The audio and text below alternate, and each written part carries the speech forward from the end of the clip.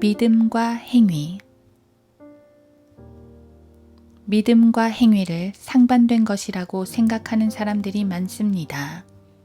신학자들이 믿음이냐 행위냐를 놓고 오랫동안 싸워왔기 때문에 더 그런 것 같습니다.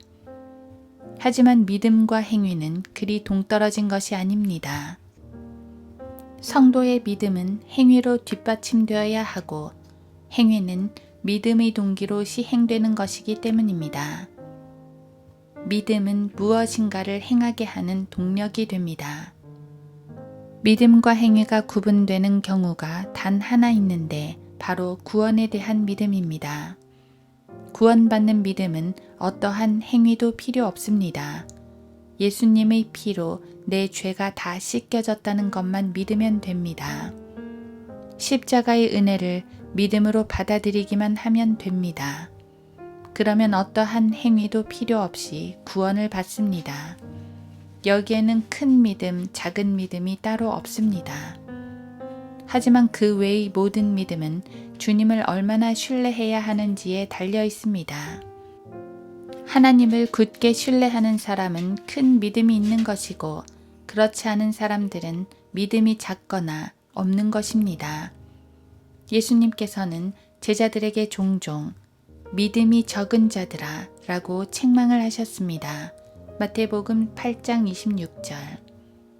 마태복음 17장에서는 마귀를 쫓아내지 못하는 제자들을 향해 너희가 믿지 않기 때문이라고 말씀하시기도 했습니다. 마태복음 17장 20절.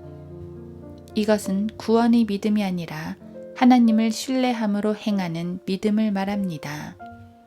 기도 응답을 바랄 때, 거친 세상을 헤쳐가야 할 때, 주님의 사역을 행할 때 우리는 하나님과 그분의 말씀을 굳게 신뢰해야 합니다. 아무것도 보이지 않는 상황에서 발걸음을 내딛어야 할 때 믿음으로 행하는 사람은 주님을 신뢰하여 발을 내딛지만 믿음이 없거나 적은 사람은 아무것도 하지 못합니다. 하나님을 의지하지 않고 사람만 의지하게 되지요.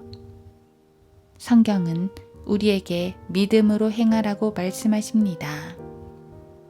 야고보서에선 믿음으로 구하고 아무것도 의심하지 말라고 말씀하셨고 야고보서 1장 6절.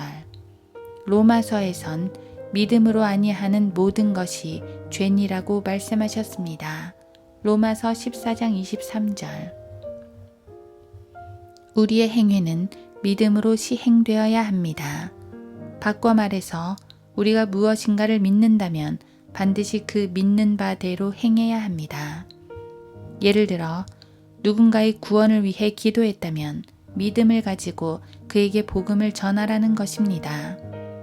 베드로는 물 위로 걷게 해달라고 요청을 했고 믿음을 가지고 발걸음을 뗐습니다. 기도만 하고 가만히 있었던 게 아니란 말입니다. 우리가 무슨 일을 할 때 믿음을 구사하는 것은 하나님께서 이미 그 일을 해 놓으셨다는 사실에 기초합니다.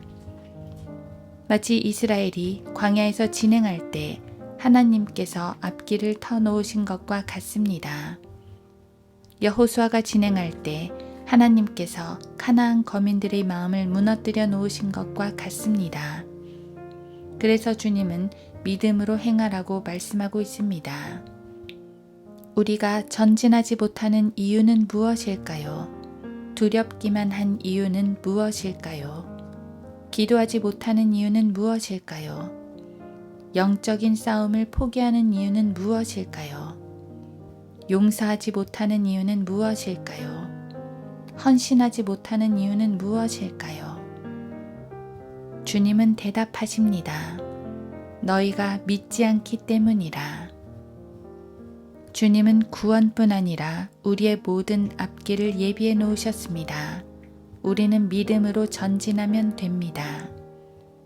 믿음을 가진 사람은, 즉 하나님을 신뢰하는 사람은 담대하게 발걸음을 떼는 법입니다.